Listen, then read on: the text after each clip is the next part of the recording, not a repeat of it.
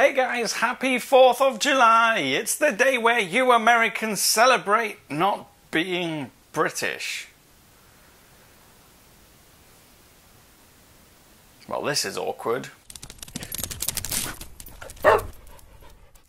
Hey guys, Cam here from PhoneDog.com, and it is time for me to bring you another episode of Fetch. It's the weekly show where we bring you or fetch you all the top stories from around the PhoneDog media network, so they could be from today's iPhone or Android and Me or T-Mo News or PhoneDog.com. And I've not done this for a few weeks because I've had so many phones to get through, but now my phone list has drastically reduced and I can bring you some more entertaining snippets of news.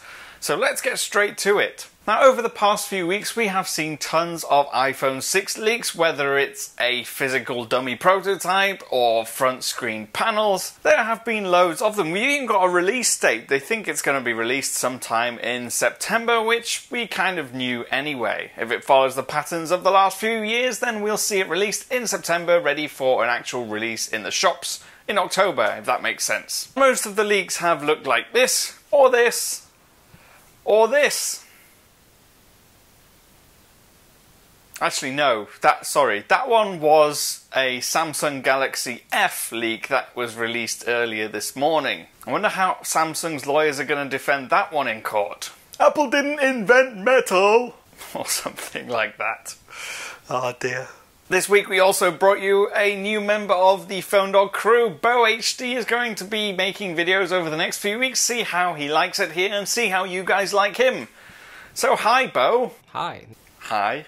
Hi. Hi. Hi. And as we get on to the Hi. Hi. And in his first video, he brought us a full preview of his favourite 5 features from the Android L developer preview. It's got some really cool little tweaks in there, some things that Android has perhaps been missing for a while, some things I'm not entirely sure that I'm keen on, but I guess time will tell how they work in real daily use. The big news this week in the world of cellular carriers was that the FTC decided to allege that T-Mobile has been guilty of cramming, essentially charging its customers for premium SMS messages that they didn't subscribe to and making millions of dollars. See, in some cases they apparently make around 40% profit on each of these premium texts, but this allegation does come quite late in the game. T-Mobile already announced in November last year that it was going to stop charging premium SMS charges completely. They weren't going to do that anymore.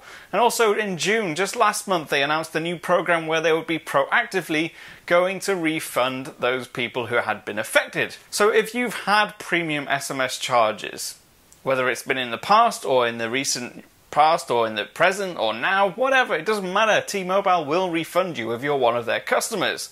And they always said they were going to do that. So exactly why the FTC is deciding to go right against them right this very second is kind of puzzling.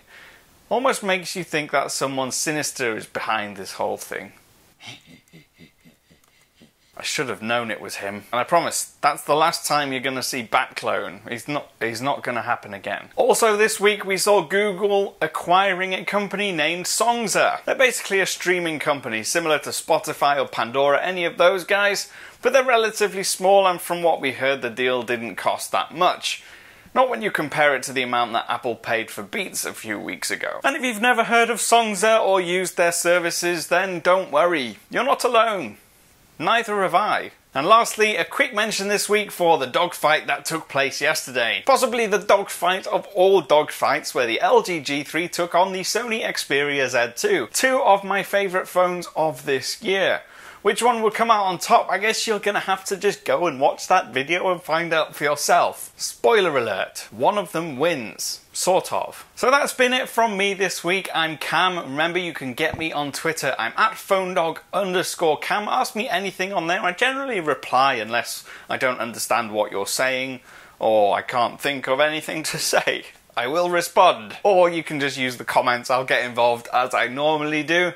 And I will see you again soon. Oh, say, can you see?